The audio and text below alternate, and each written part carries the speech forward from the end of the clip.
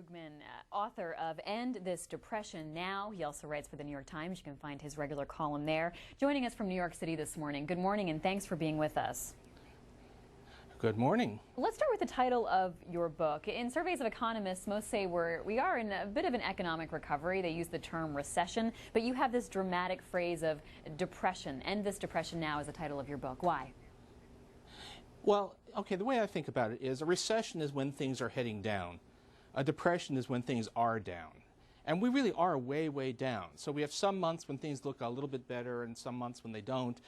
We've basically been moving sideways pretty much for a couple of years now. But it's a terrible situation out there. 4 million, almost 4 million Americans have been out of work for more than a year. Right? Around 13 million are out of work in total. Job opportunities for recent graduates of college are largely non-existent. So this is an ongoing, really bad situation, which is now, it's been going on for years, has every prospect of continuing. It's not as bad as the Great Depression, the great campaign slogan, not as bad as the 1930s, but it is worse than anything since the 1930s. And I think the right way to think about it is that this is a depression. It is a long period of substandard economic performance that's doing a lot of human damage to this country. You dedicate your book to the unemployed. You say it's to the unemployed who deserve better. Why? Yeah, I think because they didn't do anything wrong.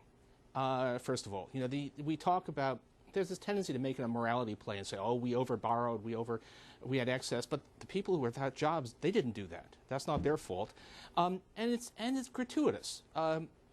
This thing could be solved very, very easily. I spent a lot of time looking at what people were saying during the 1930s, and you heard a lot of the same things you hear now. Oh, this is long-term. We need structural reform. It can't be solved quickly. And then came the build-up, not even World War II, but just the increase in government spending in preparation for World War II. And just like that, we were back to full employment.